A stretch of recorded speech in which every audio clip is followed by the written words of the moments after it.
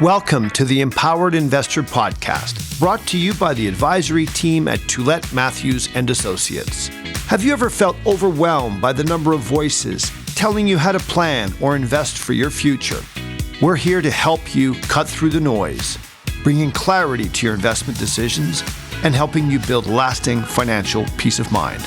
Learn more and subscribe today at tma-invest.com. Welcome to the Empowered Investor. My name is Keith Matthews, and today I'm joined by our special guest, Shelby Hacala.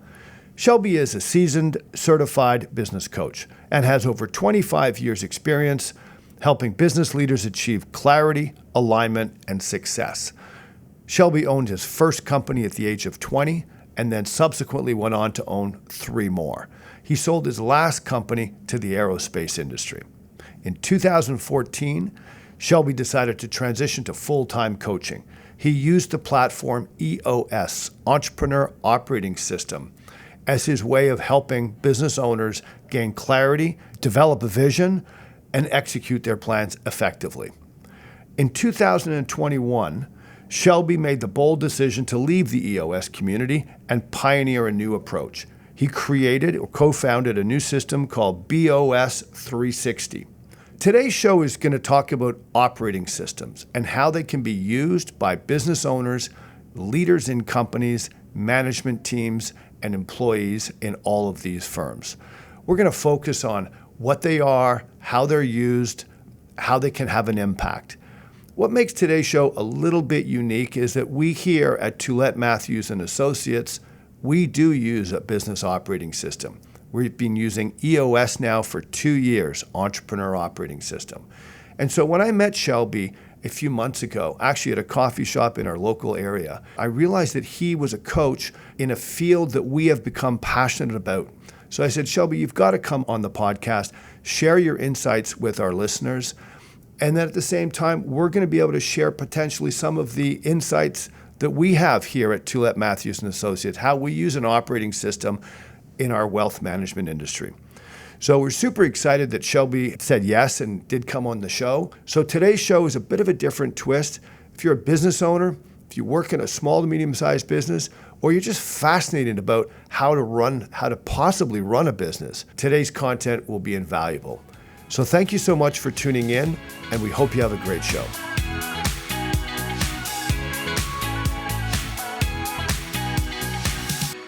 Shelby, welcome to today's episode of The Empowered Investor. Really pleased to be here. Thanks, Keith, for having me. Really looking forward to today's conversation. It's on business operating systems. We use a business operating system at our firm here. You're an expert in it. So thank you so much for coming in and talking to us about it, sharing stories with our listeners, and really excited to have you on. My pleasure. Looking forward to it. So Shelby, why don't you give our listeners a little bit of background? How did you become a coach specifically on business operating systems? Yeah, there's a bit of a journey behind it and a story, and I call it sort of the origin story of how did I get here. And, my son one day looked at me and he said, Dad, how do you do this work? And I kind of looked at him and I said, Philip, probably, if you think about it, life has been preparing me for this the whole time. And so what I mean by that is I go way back and think about my ancestry. They were ocean sailors, and they're always entrepreneurial in nature of discovery. And so both my parents were entrepreneurs as well. So I kind of grew up with that. My own personal story is that I became an entrepreneur in my mid-20s. This is my 4th startup business, and I've been successful at growing a business, selling it, but also having gone through some kind of the lowest of the lows as an entrepreneur. And some of that has to do with a family bankruptcy with my dad in the 80s having a business. And so I understand what that's like. And also going through a pretty major health surgery at one point in my life where I had fully invested into my new venture and had to be sidelined for 3 months, and I couldn't work. And it was life-threatening at the time. So having the highest of the highs, lows of the lows, and learning throughout that time what it takes to be a great entrepreneur and how to manage and run a great business as well. So there's some learnings along the way that I've gathered and got to a point in my life after having exited my largest business and thinking about what should I be doing next, and decided after my research is to become a business coach to really share some of the things that I've learned with those people that I care about, which are business leaders who truly make a large impact in our economy, but certainly in personal lives as well. Well, you've got a hell of a background, and you've been a coach at EOS, or you were a coach at EOS for 7 or 8 years, and that's a system that we currently use to help manage Tulette Matthews and Associates. A few years ago, you went on and you developed your new operating system. We're going to talk about BOS a little later in the show, but let's share with the listeners, what is a business operating system at its very basic core? So to connect that question with my journey was once I exited my business, I was looking for what should I be doing next? And I did some research, and it took me over a year of doing deep research around how can I truly help a business leader or an entrepreneur or a business owner? And one of those things that came up was my research pointed me towards this idea of running your business in a systemized or systematic way. And so really within a framework, but I didn't want something that was theoretical. I wanted something that was proven. And so my research led me to this author called Gino Wickman. And so I literally picked up the phone and called him, and we had a conversation around what he had created. And so this was the EOS methodology. Now, in Gino's wisdom, one of the things that I validated with users of the system was that it was so simple that it was giving the results that I was looking for potential clients. And so that's why after having studied the different types of business operating systems out there, I decided to become certified in the EOS methodology at the time, which was over 12 years ago. And EOS stands for Entrepreneur Operating System. That's correct. And that's actually how Shelby and I connected, was that I identified that he was a coach in this area that we're actually quite passionate about here at our firm. I would say 4 years ago, we were introduced to the book Traction. And I go to a peer-to-peer group where I've got 6 other business owners that operate wealth management firms. And they were all saying, well, Keith, you really should read Traction. And so when I picked up that book, Traction, I read it and I go, oh my God, this is the framework that we could use to run our business. And this framework is this operating system, a way to think about how do you manage 15 people, whether it's 15 people, whether it's 100 people. And so often in the world that we're in, Shelby, portfolio managers are starting their firms, they're 2 people, they're 5 people, they're 8 people, but they don't understand how to then manage bigger teams because they're practitioners there. And so this was a really insightful book for me and an operating system for me. And it also reminded me of my MBA. When I did the MBA at Western in 1991, which was all case study. It's all about how to run businesses. So everything you do resonates with me. And this is why I'm very passionate about this topic today. And I love the fact that we're going through this. So, okay, so what kinds of businesses can benefit from an operating business, from an operating system? Right. So one of the things that I was looking for when I was thinking about how can I, teach back to these, it was really my business buddies that I was saying, what could be this universal methodology? And so when you say, is it only good for a particular type of business? And the answer is no, it's not. It's good for all businesses. Within that, let's be clear that we are talking about an entrepreneurial business. And so small to medium-sized businesses, anywhere from $2 to $50 million in revenue, 10 to 150 people in their businesses is kind of like the typical size that the type of business it's good for. It needs to be, and it is. It spans all types of businesses, from manufacturing to distribution to technology to firms, which is more a little bit of what you're doing, et cetera. So it really spans all types of businesses. And so what about firms like Fortune 500 companies? Do they use operating systems, or they have a different hierarchy, a different way of managing their business? But could you comment a little bit about that? Yeah, they do. They use their own methodologies. And I would say that it would be more more sophisticated in nature. So you would think of larger businesses tend to be less entrepreneurial, more bureaucratic. That's their system. And I would say that it's not right or wrong. It just is, because when you get to a certain size, it just evolves to that. And so you end up dealing with boards of directors, having different ways and methodologies around running a larger corporation. Compliance is a piece, but in a different way where it's just larger, where we, and what I do in my subject matter expertise is really around these small to medium-sized businesses that are more entrepreneurial in nature. And the system really works around the senior leadership team getting together, making sure that they are crystal clear on where they're taking the business. So that would be the vision component. The second piece to what this senior leadership team does is are really clear on how to execute on the plan, that vision. And then the third component is there's always, and recognizing that there's always some kind of level or some level of dysfunction within a team. Now, this is not right or wrong, it just is.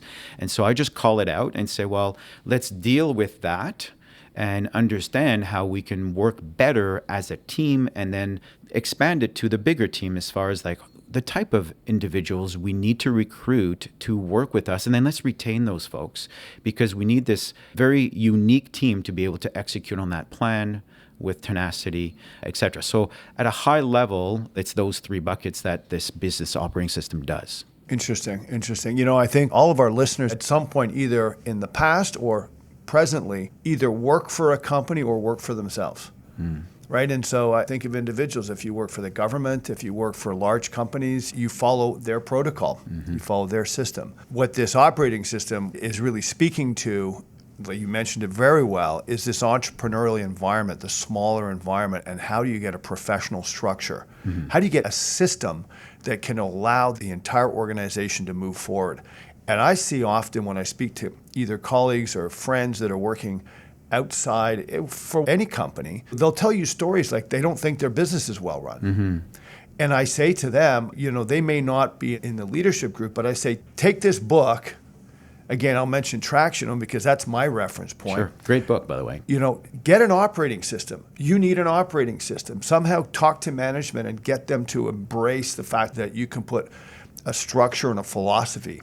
On the philosophy part, we talk about this often with our clients. We have an investment philosophy. And Shelby, I tell you, we've been using this investment philosophy for 25 years.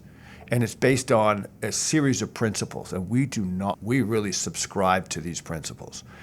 And the nice thing about an investment philosophy is it gives you guidelines as to how you operate. Gives you guidelines on how you should make portfolio management decisions, what you should do or not do to a portfolio. How do you manage through good times in a bull market when things are always going up? How do you manage through volatility? So to me, what we're talking about now is this same philosophy, but it's how do you run a business? Correct. And so what you've been talking about is there's a method, a system, there's some best practices in your case. And so what I've seen in a lot of businesses is that those exist. It's just that they're not necessarily well put together in a systematized way. And so what a business operating system will do for you is, making sure it's simplistic in nature, but takes all those best practices, puts them together within a framework that then you can be consistent in all those best practices. And so there's 6 key components in EOS. The version that I evolved, our curated tools based on EOS is, 3 pillars and then bounding forces that actually connect all that together. I'll give you an analogy. So it's the puzzle analogy, where I find that a lot of business founders or leaders will go to a seminar and they'll learn something and they'll come back to the business and they're pretty excited about what they've learned and they want to implement that component that they've just learned. And everyone gets excited for about, a couple of weeks or so. And it really disrupts the business and the flow of the business because of this new best practice. But it's just one piece of the puzzle. And it doesn't necessarily at that time fit within a comprehensive system. And so you get these, high initiatives and everyone gets excited. And then all of a sudden it kind of fades away. And then it becomes someone else goes to a new seminar and then they come back with the flavor of the month.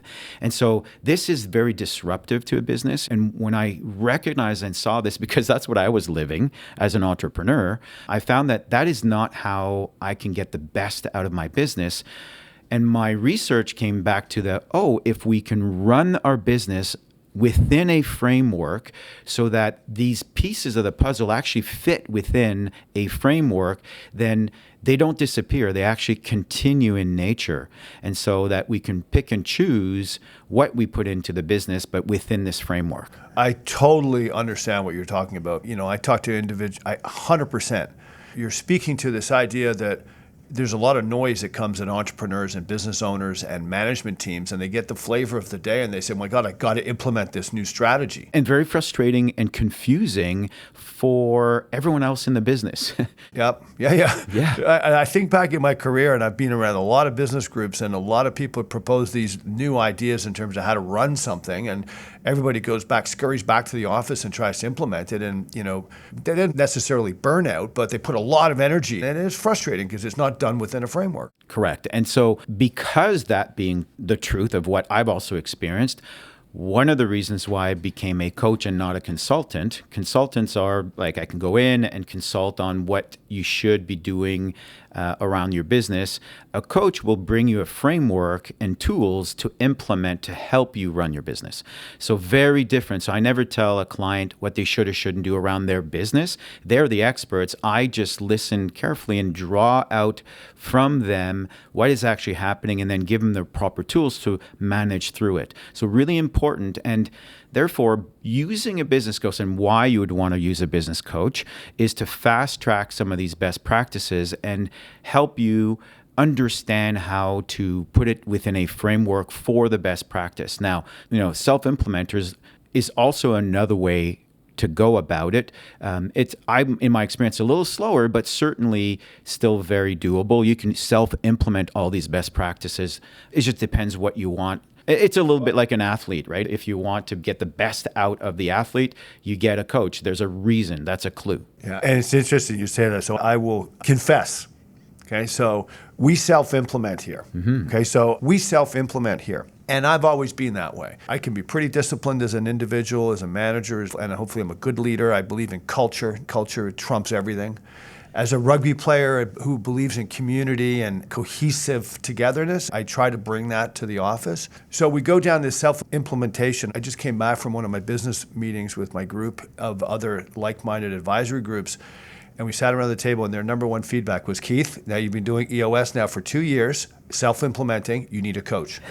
You need a coach to get you to the next, your business needs a coach to get you to the next level. So I often see that this kind of a path forward, and self-implementation, don't get me wrong, absolutely works to a certain degree. And again, it's about, okay, you can bring the methodology of a business operating system only so far, and then there's always a next level. And so the next level, I think, is what you're saying is, possibly we'd be interested in bringing in a coach to be able to bring us to that next level of what could it look like as far as bringing these best practices further along. Fair enough. Couple questions on systems, and then we'll go to the next step. Why do so many entrepreneurs struggle without a framework?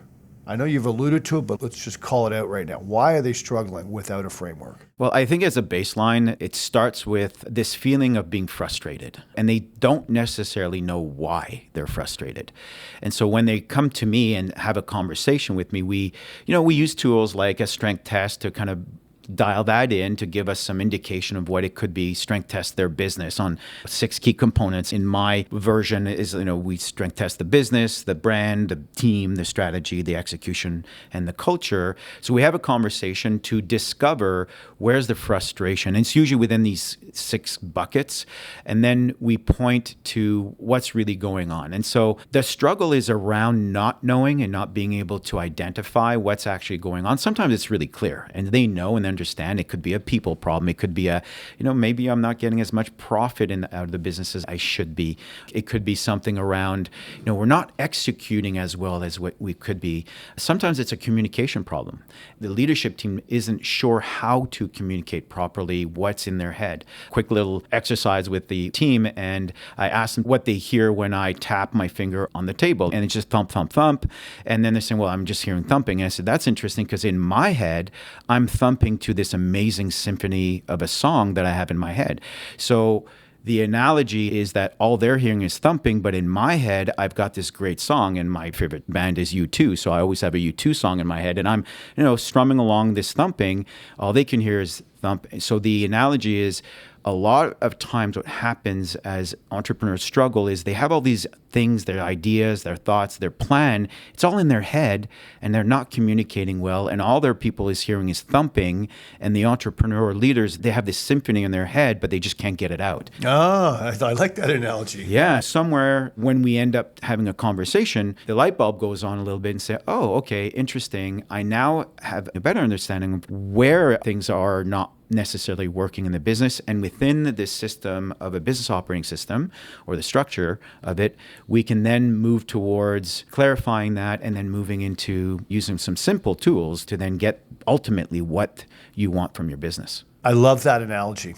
You're almost saying that the team has to kind of see what the entrepreneur, what the leader, or what the manager is thinking in their head. Obviously, they don't. Yeah, so often. 100%. A lot of founders or leaders, let's call it like it is, they're in their bubble. They're so deep into thought around what's happening with the business that sometimes it's not being communicated well. So again, the business operating system, Boss 360, allows for those thoughts and ideas to clearly be put into a framework that is crystal clear. And it's not just the entrepreneur, by the way. Is when I work with clients, it's the senior leadership team. And so when we think about like vision work, the planning work, it's the team that puts it together. We're not expecting it to come only from the founder or the owner of the business. And so this is really important, because we want to make sure that the plan, the vision that is set for the organization, is a senior leadership team initiative. And then it's about communicating that plan and vision with simple tools, with clarity, so that our people will look at us and go, yeah,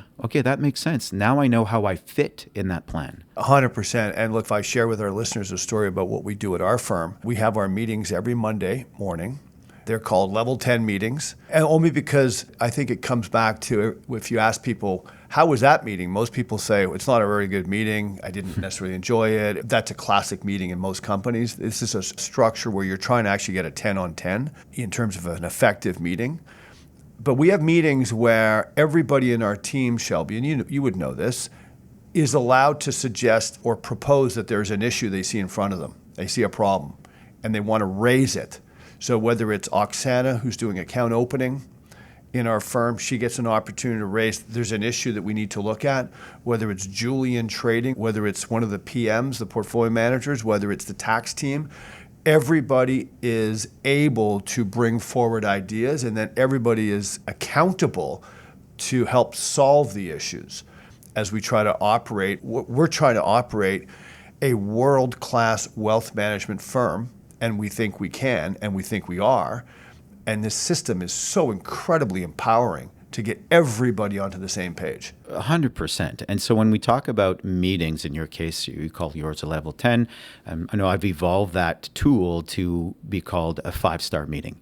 The essence and the baseline around that meeting is, first, is to understand, when should we be meeting? Because I'm all about less meetings, please, but let's have the right type of meetings. And so it's about, what is the cadence of our meeting? You're saying weekly? I would agree. There is certainly a weekly cadence where we should be connecting. And then we need to decide who's in that meeting and what's the agenda of that meeting.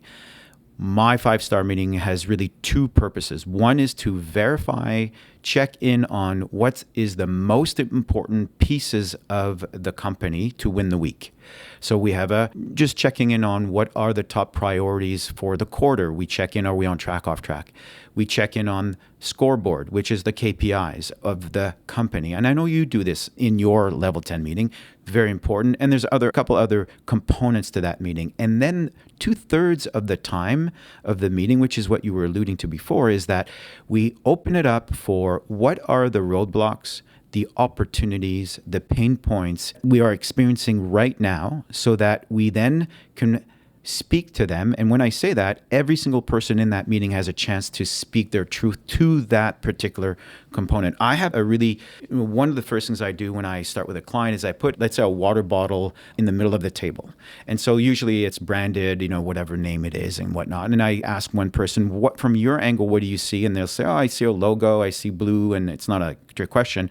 And so they give us their lens of their angle. Then I look at someone across the table and say, what's your angle? And they say, well, I see the same bottle, but in my side, I see maybe some more like nutrition value or a QR code of whatnot. So I do this with a few people. And so what they're saying is, I'm seeing the same bottle, it's a water bottle, but there's different things that I'm saying that I'm seeing. And what I tell to the team is, when we are in our weekly meetings, if we are not bringing up our angle, we're actually doing a disfavor to our company, because we're not seeing the whole 360 degree of that bottle. Therefore, we could be missing a piece. Some people in a meeting would stay quiet because they're not sure if they should speak to it. In our meetings, and I know you do the same, it's the opposite. You actually invite everyone to speak their truth to their angle. And guess what? Sometimes that is controversial in nature, because there could be a debate, because I'm seeing it something differently. But at the end of the day, we want to be heard, and we want to make sure we see the whole picture. Oh, listen, 100%. And I think about how our business operates. We are integrating portfolio management, discretionary portfolio management, which is a regulated industry. We're doing financial planning, retirement projections, wills, and we're doing tax service. There's a lot of moving parts in a firm like this. And in order to execute, everybody has to be working on the business. And so I think one of the big takeaways, you just mentioned the bottle, it's so incredibly valuable to have everybody's input. And the thing about it is, again, the framework of a business operating system allows for having that opportunity, and understand that this is wanted and normal. Another piece that happens is, if once we get our teams in that method, that weekly cadence, and when they're debating things, someone walking by could think that, oh my gosh, they're fighting. They're not fighting. They're passionately discussing, debating all the different viewpoints. And so that is healthy in a team, but it needs to be understood that it's not a fight. It's actually very progressive in nature, as far as we're just speaking our truth. And so we can see the whole picture. And the interesting part of it, and this is where businesses win, is that they are able to see it all, then make a decision, because it's clear what the decision should be around how to move forward. And, maybe I debated for something else as far as what the end result could be as far as the decision to be made. But if I've had a chance to fully speak my truth, then I can be on board and say, okay, I said what I need to say. If the decision is different than what I was hoping for, I can then the healthy component be, I'm all in. How can I now help? And I never go back to we shoulda, coulda done this. I'm all in for, let's go with the decision that was made. So that weekly meeting is critical around making the right decisions, seeing the whole picture, and then, moving forward with whatever that decision is as a team, which before a business operating system, I didn't have that. My clients didn't have that. So they would sit with these outliers as far as like these issues in the business, and they would just sit there and nothing would actually get done. And they'd repeat the same story over and over again. Our meetings are not like that. We get in, we talk about it, they make sense, they're connected to the plan or not. Everyone's being heard, and then make the decision, we move forward. It's amazing how much more we can get done, in a year when we, on a weekly basis, do this. I agree fully. And this gets back to what I thought was a kind of a catchy title, Traction.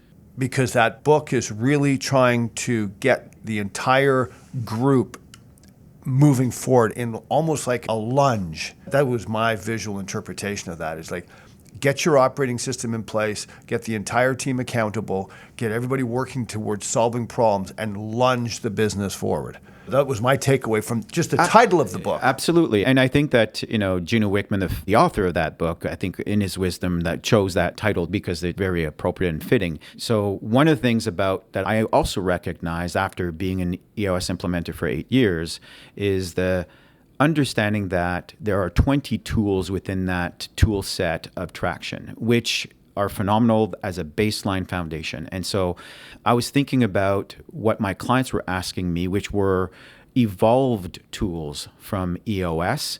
The transition that I did as far as becoming a Boss 360 or creating Boss 360 was around the what is the evolution, because there's more than just 20 tools in business. Absolutely. Yep. So let's go into the actual systems here. So Okay. we're bouncing ideas around EOS and Boss. Let's just, I'll clarify EOS quickly. You're going to jump in and then Sure. we'll evolve into Boss. Yep, got it. So EOS is the system that we currently use at Tulette Matthews and Associates, Entrepreneur Operating System. Shelby was a coach in that system for 8 years and then went on to develop his own system along with his coaches. The EOS system is built on 6 building blocks that you need to be conscious of. You need to be able to share the vision of your company across the board so that everybody in your firm understands where we're trying to go in the next year, in the next 3 years, in the next 10 years. We need to be able to understand how to work and manage and inspire people. So people is the second component. Data is the third component. People in our business is the most important. I mean, we're in a talent business. We have to make sure we've got the best people and they have to be sitting in the right seat. So there's ways to do that. The next component, which is data, we have to have a way to analyze the data moving in the firm, understand data points. To move forward, you have to be able to measure different things. We have to be able to look at issues. What are the problems? What are the struggles? What are the things we need to solve? So there's issues. We have to be able to develop processes. And if we're able to put together all of this together concisely in a framework, we have traction and we can move the business forward. So that's the model that we've been using up to now. We've done it 2 years now. So we're into it for 24 months. Shelby, explain now the evolution of what you've tried to do and where you're at with your business. The beautiful thing about what you just said is what happens around 12 to 24 months in someone using Traction or EOS is that, okay, they've kind of mastered these 6 key components. And my clients were looking at me and saying, well, what's next? And I thought, the answer was nothing. It was what I was being told as an EOS implementer. That's it. You've got 20 tools. You've mastered them. I was being told to graduate my clients. And I thought that is kind of an interesting concept. I've now become a trusted advisor to them. They trust me. I trust them. I know their business. And they're asking me, what's the evolved, like, where do we go from here? And I would say, you actually graduate. You're good. And I didn't actually buy that. And I thought, not working for me. And so when Gino Wickman, the founder of EOS, sold the business to a PE firm, which was fantastic. They converted the implementers to franchises. And I thought that's not going to be good for my clients or for me because I can't evolve that next step to these 6 key components. And so that's when I left. I left EOS as an implementer and created Boss 360. And so when we think about vision, we've decided to, okay, what's the next level to the vision component? And we said, well, there's a 2-page strategic plan that we need to evolve. And we included branding in there, where EOS doesn't talk about brand. They talk a little bit about marketing, but that's it. And so we went deep into brand archetypes. We looked around positioning, et cetera. So we added the next level to it. So that was the natural, and that's on the first page. The second page, we call it 10-3-1-Q, to have it all in one place. So the BHAG, the 10-year goals, just a one-liner. And then the 3-year vision, like what does that look like? The 12-month goals, and then quarterly priorities. So that's one of the things we did on the vision. The people component, the interesting piece of that is that we wanted to evolve that. Accountability chart is the tool, and where, it's like an org chart, but naming out, going further in the description. What's been happening in the last, I'd say, let's say 3 to 6 months is this whole AI open clause situation where there's some AI agents being created. And so now we're already starting to see that some of these seats in a business are no longer being held by actual people. They are being held by AI agents. And so that's the evolution. Now, I'm pretty sure EOS is not talking about that. And by the way, it's still, as a foundation, it works. But what about should we have a conversation about that? Well, this is what Boss 360 brings to the table as a conversation. And I'm actually doing some of those things and trying to be at the leading edge to bring to my clients, this is what it looks like when we move in that direction as far as the people component. When we talk about data, it's the same idea as far as, where is that data coming from? How are we capturing the data? There's such a thing that we bring to our clients as the second brain. And so the first brain is what's in your mind right now and how you've documented processes, etc. But what about data that we can bring forth from a data set? And so now we're evolving the scoreboard or scorecard from just maybe a simple to a deeper knowledge from data that's been gathered in a second brain using AI to actually draw some of that conclusion to understand what is actually happening in the business. Issues is really around how we tackle what's the problems, I would say also the opportunities in our business. And so there's an evolved method around we talked about a little bit around that bottle and how we speak to our truth. Processes, same idea is that right now, what used to take us, I would say, a good 6 to 12 months to put the proper processes in place in our business and then making sure that they're being followed by all, which was the baseline, can now be done literally in 2 weeks because we have a method, a system now with using AI technology around being able to capture our processes in our business and we don't have to overthink it. So again, it's an evolution and the end result of all of that is a much quicker, I would say, execution to all these initiatives that we're putting in place.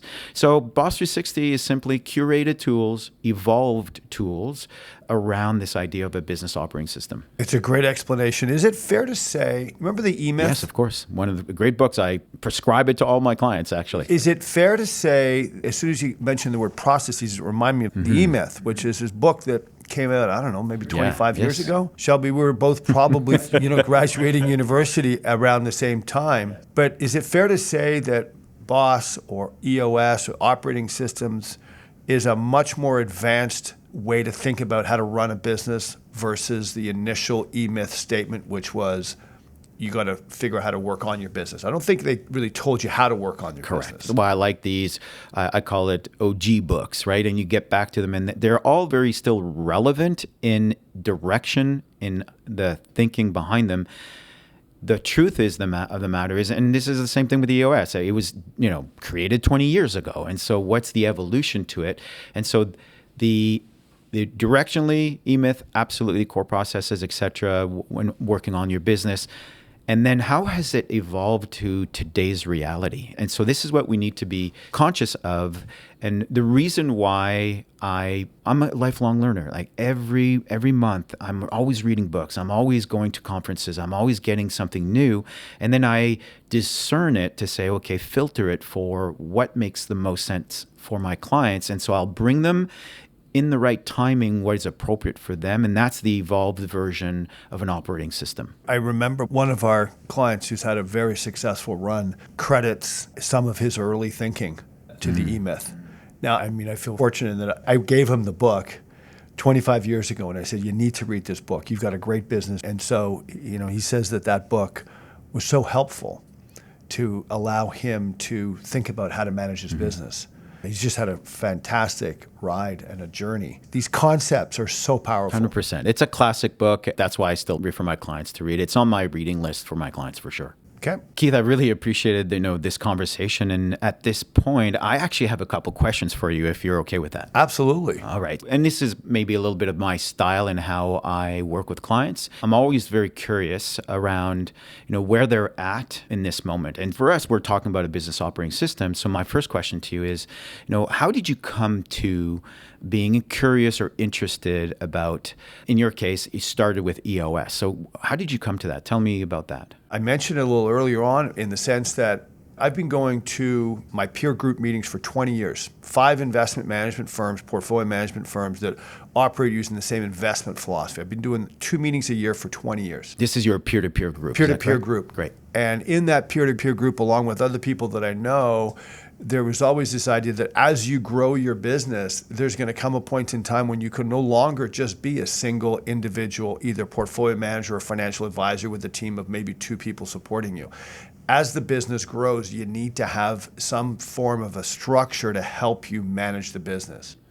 So when we got to about 11 or 12 people in our team, that's when I said, listen, I'm going to read the book. And when I read the book, it brought me back to, and I've always embraced managing this business professionally with a professional structure and work on processes and work on consistency with our clients and work on all the things that I think are best practices for any business.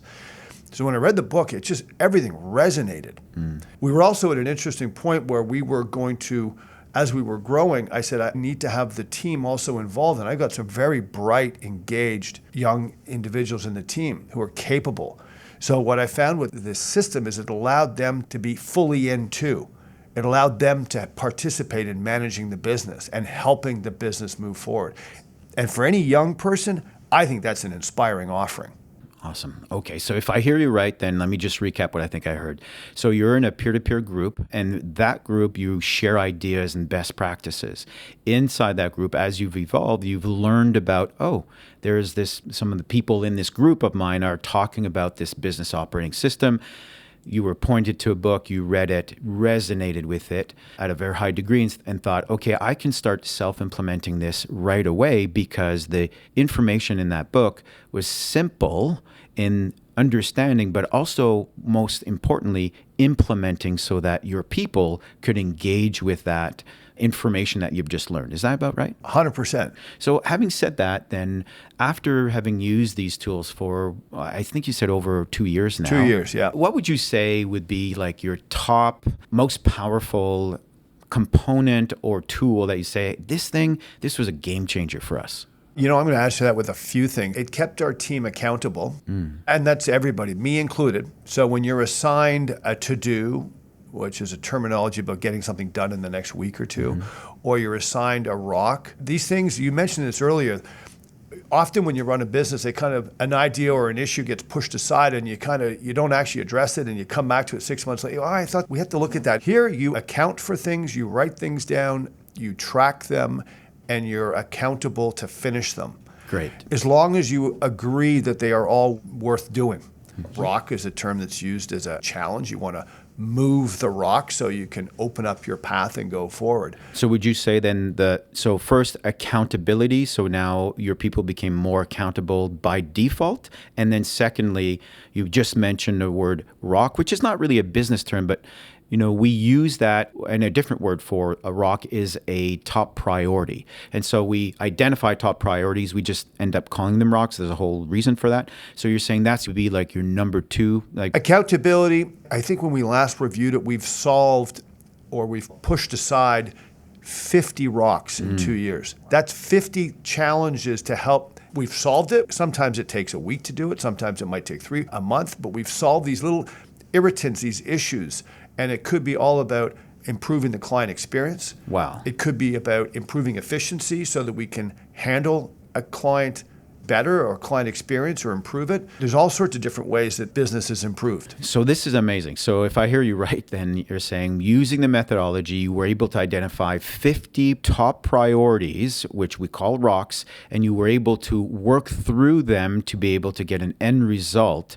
And at the end of the year, you were able to move 50 top priorities through your business. 2 years. Took 2 years to do that. That's like a huge, big push. And what you're talking about and what I see in businesses, without a business operating system, you're trying to do that. But what ends up happening is that the priorities are diluted. What I mean by that specifically, and tell me if this is what you're experiencing in the evolution of what you've used, is that before a business operating system, we had a lot of priorities, a lot of initiatives. But we were working on all of them equally or, as much as possible. And we were working darn hard, but never necessarily getting very far with them or to the finish line even. With a business operating system, when we talk about top priorities and we call them rocks, what we're saying is less is more. And what we mean by that is we're going to take a few rocks, top priorities, and ultra focus on them so that we bring them to the finish line. And so in actual fact, what we're doing is we're creating some obsessive focus on what we've decided is the top priorities in a business. And when we do that, it doesn't mean the other things that we're interested in moving forward don't get done, but we're prioritizing the top ones as a rock so that we can finish those first. And when you say 50 in 12 or 24 months, that I can tell you from all my experience as a business coach, that is way more than if you were not using a business operating system. Just by default, you focused on what was top priorities and got those done. Is that about right? 100%. And every single week, the entire team reviews what we're looking at, reviews what we have to do. And in the old world, let's go back 5 years ago, everybody's working hard. But if, let's say, you got assigned a small project that had to be done, it wasn't unusual to say, hey, so-and-so, where are we at that project? Well, guess what? That project is kind of down the list of their priorities, but we've assigned it an important priority for the firm, but it's still down the list. And somehow there was a disconnect, whereas a system like this allows you to connect all the pieces and have everybody working in the firm, everybody working on the business. I'll give you another example. If I'm not here for a couple meetings, somebody else takes leadership of the meeting. It could be Ruben, it could be Cindy, it could be Mike, our compliance officer. It could be anybody. Actually, anybody can step in and lead the meeting. We all know where we're trying to take the business. That's right. And you've systematized that meeting rhythm, and that's why anyone can fill in, which is a really key component for any leaders. And when, again, I'm working with my clients, I explain to them that as a leader, if you truly want to delegate with control, you need to work through your people using a system. If you're not at a meeting one day, it's okay. Someone could just step in, you've worked through them and being able to teach them, here's how we do it, and we systematized it, and therefore we can just have someone else run the meeting. So that is fabulous. I have another question for you, if that's okay. Okay, go for it. Last one here from me. Now, we've been talking about a business operating system and kind of on the rosy side of things. Like, oh yeah, this is what it looks like when things are really great. But the reality is it's never perfect. And so tell me about some of the challenges that you may have faced in moving forward with this. Oh, wow. That's a great question. I somehow figured a question like that would pop up. So unprepared, here's what I would think and reflect on that one. I would think, well, there was a period, let's call it, I think we're around month 6. We had done a weekly meeting each week, and there was a period in time where some members in the team were kind of saying, this seems a bit repetitive now. Do we really need to keep this up? And I'm pretty committed to doing certain things. I said, no, this is a marathon. We are not stopping. We're going to keep on going. We're going to keep on finding new things, because you get this idea that, well, we've solved a lot of the things. Well, business things are always popping up. And so that to me was a bit of a challenge, where we have some people maybe sort of second guessing isn't necessarily the right word, but sort of saying, do we need to keep it up at the same level? And to everyone's credit, we talked it through. We said, no, this is really important to managing the business. It's really important for succession. It's really important to put the foundation in so that the next generation leadership can really understand how to manage a business. So we did get through it, but it was through additional communication, additional discussion. I think everybody acknowledges afterwards that it made total sense, obviously, to continue. That's so good. You've actually described exactly what happens in, what we're talking about is change management. And so there's this initiative and it's disruptive in nature. And at one point, the team is not comfortable with it necessarily because they may not be fully engaged in it, or they're not too sure now. I use a great model with my clients, which is called the Tuckman model. So the Tuckman model is the model that you're describing. Actually, I use that model to describe what you just experienced in business. And this happens in any time there's a change in a business. And so in your case, it's like, implementing this business operating system, you go through 4 stages. And it's first is and Tuckman explains what actually happens, not theory. So there's a forming stage, a lot of confusion. We don't know what this is. We're brand new at it. The second stage is the storming stage, where now we're starting to understand what this is, but we're still not getting the great benefits of the initiative. And so some pushback. The third component is this norming, where exponential growth happens, and then we get the results. And then there's a performing, where you flatline. I use this model, and I mention it to you because it describes what you were experiencing. And I work with this model with our clients to understand where are we, and there's actual leadership and management styles that need to change with these 4 different components. But very normal, and I'm really pleased to hear that you push through with the team to start getting these great results, which I think is what you're getting now. Yeah, listen, I'm so happy with using an operating system and engaging the team and preparing for managing a bit and preparing for growth.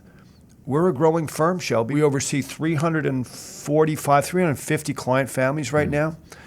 And we have the team in place where we could probably bring in another 150, 200 clients without adding any team members. Now, we've prepared ourselves to grow, and I think we prepared ourselves hopefully in the best way possible, but this system has been imperative to doing that. So what I really like what we just said, and I check in with my clients around this, and what you're saying, if I hear you right, is we've built in capacity. And so you're not at your 100% maxed out at your capacity within your team. You have a buffer zone, which allows for breathing room so that when there is a bit of a crunch time, and by the way, I know it's crunch time now for a lot of people in this, especially accountants and year-end tax season and whatnot, but their capacity has been built in, so there's that buffer so that you're never burning out your people. Is that what I'm hearing? 100%. Yeah. We're offering abilities to get trained, to work. I mean, it doesn't mean that we're not alluded to tax season. We're in the middle of tax season. And Shelby, our team will do 550 tax returns right now. So we're busy. Edmund is leading the charge in the tax team. We have Linda, Andrea, Megan, and Chloe who are all doing a phenomenal job.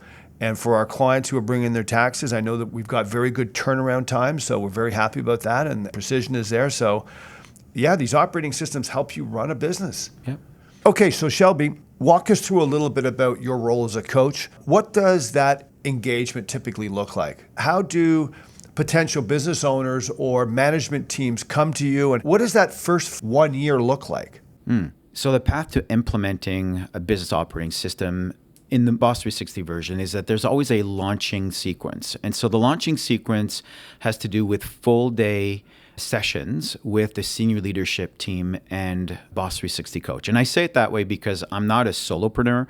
I actually have a team. Right now we are 10 business coaches that have been certified under the Boss 360 methodology. So making sure that we are clear that there's other coaches out there and they use the same methodology. So it's the launch, it's full day sessions. In the first full day session, we learn the execution excellence tools, which we call momentum. Once senior leadership team has learned the momentum tools, execution, we expect them to start using those tools day one. So right after that full day session, they've learned some techniques and tools that are not meant to be like, oh my gosh, I'm stacking more stuff now to my agenda and things to do. It's the opposite. Is I've learned something, a method, a way to actually manage the execution in a better way, more efficient way. And so they learned the tools in one day, then they execute using these tools for 30 days. I give them 30 days, then I bring them back in my session room for a full day and say, okay, let's review what we've learned to make sure that we're executing well. Then I give them a little bit more. So it's spaced learning. And the second piece is we create that 2-page strategic plan. From there, I give them another 30 days. We review the first 2 days, and then I bring them HR tools. How do we work better together as a team? Healthy teams do much more and go further. And therefore, first day's momentum, second day's vision, third day's health, then they're launched. And I see them on a quarterly basis after that because we have a full, clear 2-page strategic plan. We're communicating it well. We're aligning our people around the top priorities. And then every quarter we stop our crazy business world. We come up for air. We come to Shelby's session room for a full day as a senior leadership team, review the past for learning opportunities, decide where we are on the plan that we've put together, and then we plan the next 90 days. Why 90 days? Because the human being is well built around 90-day cycles. You can research it if you want. I did deep research around this. That's what it pointed to me to. Therefore, we plan our priorities within 90 days. In normal times, I say it that way because if all of a sudden there's a major disruption in an industry or in your business, you may need to pulse in a shorter time than 90 days. So we'll always keep that open, but that's kind of what it looks like. And the interesting part is once a year I do... You used the word pulse. What are you referring to there? Pulsing is the cadence in getting together on doing the strategic planning. Really important. So in a yearly basis, what it looks like is once a quarter we get together for a full day. So every quarter. And then once a year, we recognize that we need to plan the year ahead. And therefore, we do strategic planning for the next year. And that's usually a 2-day retreat style where the first day we review what's happened in the last year. And then the second day we plan for the next 12 months. And it's all connected to our midterm planning, which is 3 years, to the long-term target, which is the 10-year big, hairy, audacious goal. Yeah. And so in all these operating systems, you've got strategic thinking, typically longer term vision. You mentioned Pulse, these 90-day, every quarter sessions where you get and you reflect and you think about what needs to be done in the next 90 days. And then you've got these regular meetings.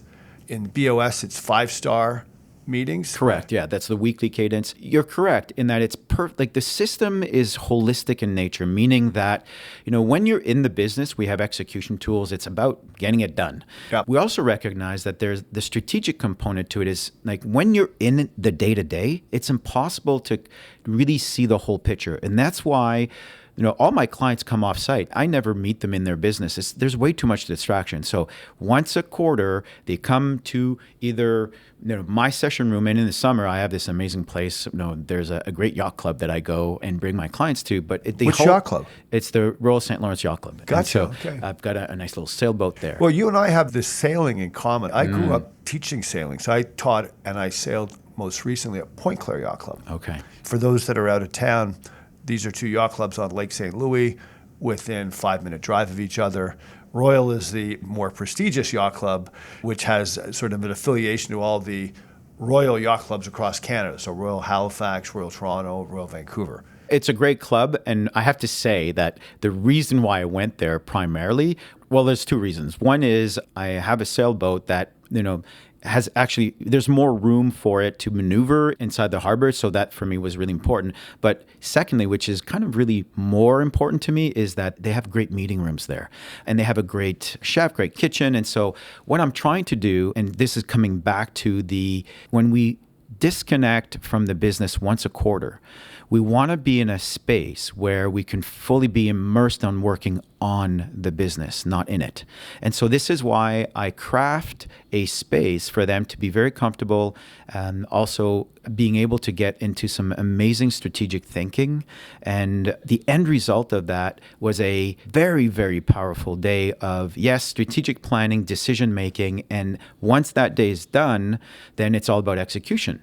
Like communicating really well what we decided on to the rest of the team, and then execution on those decisions. That's all connected to the 12-month plan, which is connected to the 3 years, which is connected to the 10-year that we're going, which is the second page of our 2-page strategic plan. So it all works together. This is why I was saying it's a holistic, comprehensive model. Yeah, I think those offsites are critical. And we do an offsite with all of our team members. We do it at the Forest and Stream Club. We did actually, for a few years, 10 years ago, go to Royal St. Lawrence. Mm-hmm. For whatever reason, we're at Forest and Stream now. But yeah, the offsites are fantastic. Everyone's clear-headed. We think about strategic issues, and it's really a day of discussion, a day of thinking, and it's got to be outside the office. So it's about creating, an environment for that to happen. And so this is maybe, any listener that's listening to this, can be thinking, well, maybe I'm not going to the Royal St. Lawrence Yacht Club or Forest Stream, but what can you do to create an environment for you and your team to be able to fully immerse yourselves in a space where you won't be disrupted, you won't be distracted, and so you just need to think about what that means for you. I also bring it to a micro component.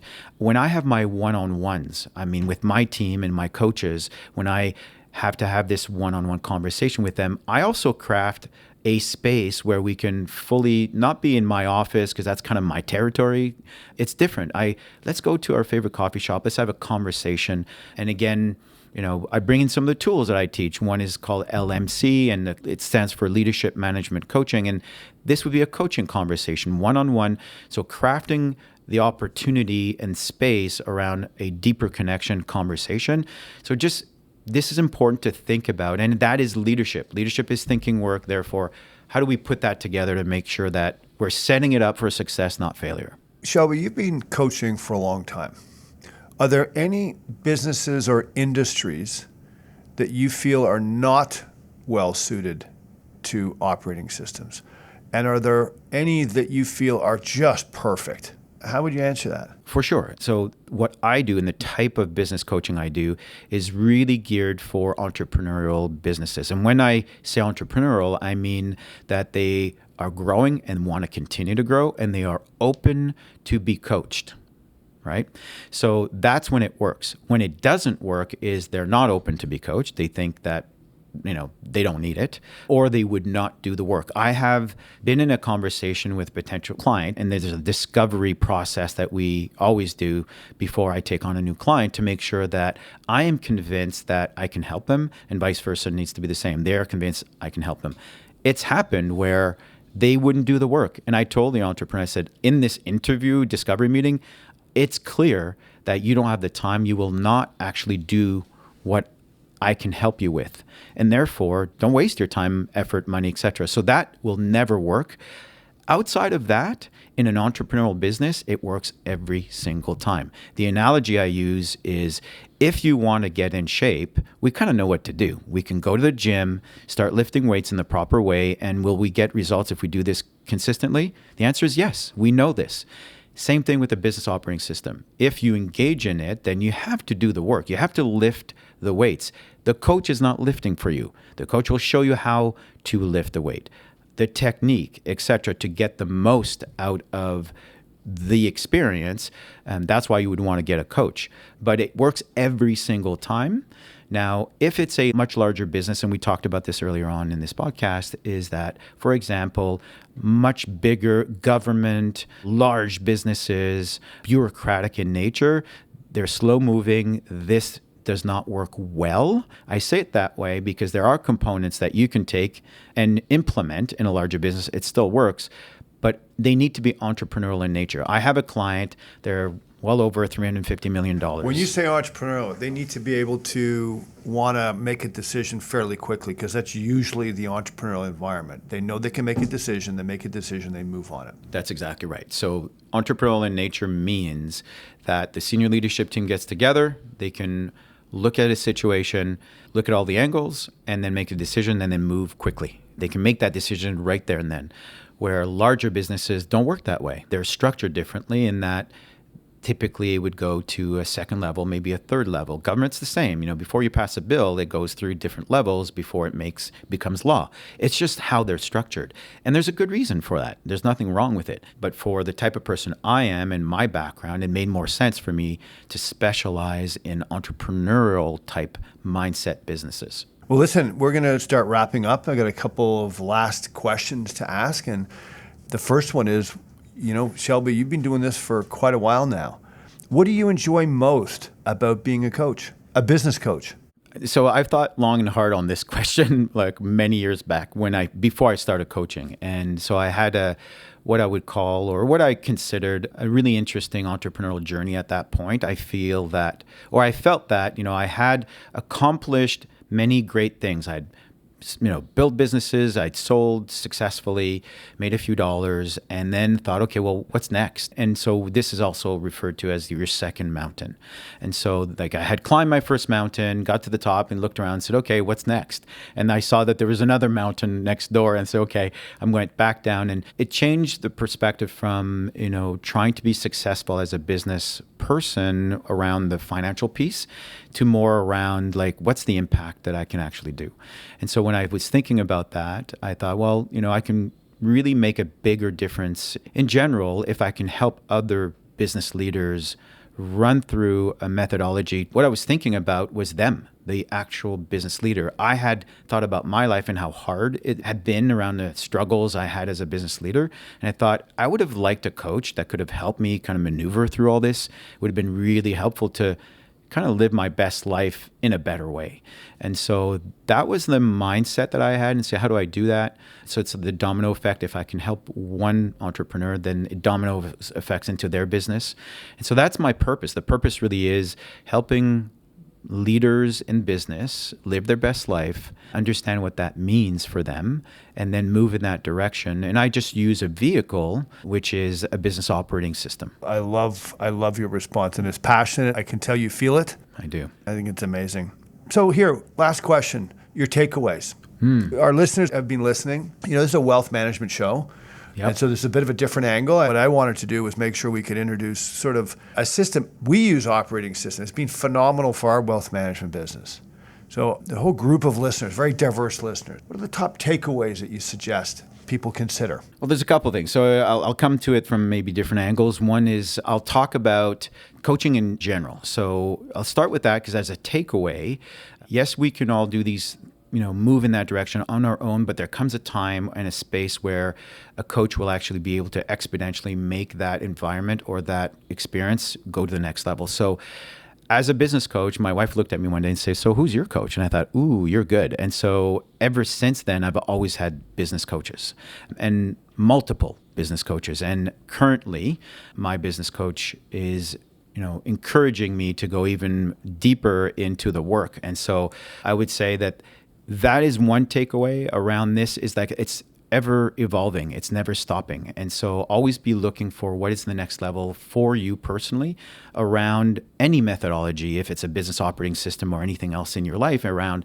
how can I go to the next level? And coaching is kind of a clue. And so Dan Martell is my coach and he wrote a book that I would highly recommend. So that would be my plug for a book. If you're looking for anyone listening in, is his book. What's the title of the book? So his book is called Buy Back Your Time. Highly recommend it. Great content in there. So that would be my recommendation at this point. And by the way, I listen to books sometimes, and the one that David Goggins is an author that is also interesting to look into. So look into that author as well. So Shelby, before we did the show today, we talked about potentially any giveaways or any offerings that you might have for our listeners around business coaching, around strategies, around concepts. So what might those be? There's a lot I can go to here. The easiest and best ways for anyone who's interested, I have a powerful tool that I came in and I gave you today. And one of the things that I do with my leaders and my clients is that I've created a tool called Flow Journaling.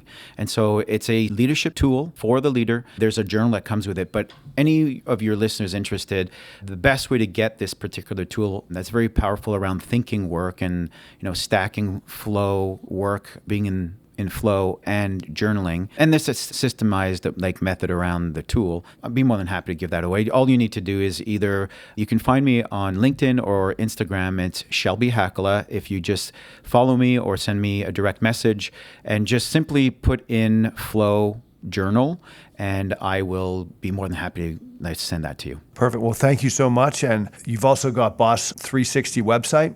So I would encourage listeners, if they're interested in sort of connecting and seeing what Shelby and his team of coaches are up to on their operating system, check that out. He's got a very active Instagram. So if you also like sailing, and I'm a huge sailing fan, so I think there's some great things there as well. Great. Yeah. I try to make it entertaining and fun to see, on the sailing things because it is one of my passions. You'll also see some things that you can draw away there on the business operating system side. Great. Fantastic. So Shelby, on behalf of our listeners, thank you so much. You've been very gracious with your time. You've been very gracious with helping our firm think about business operating systems. It's a little bit of a slightly different slant that we took today for our listeners, but I think it's very, very valuable. So on behalf of our listeners, thank you so much. My pleasure. Thank you for having me. And to our listeners, thank you so much for tuning in. Have a wonderful week, and we'll see you in the next episode. Thanks for listening to the Empowered Investor Podcast, brought to you by Toulette Matthews and Associates.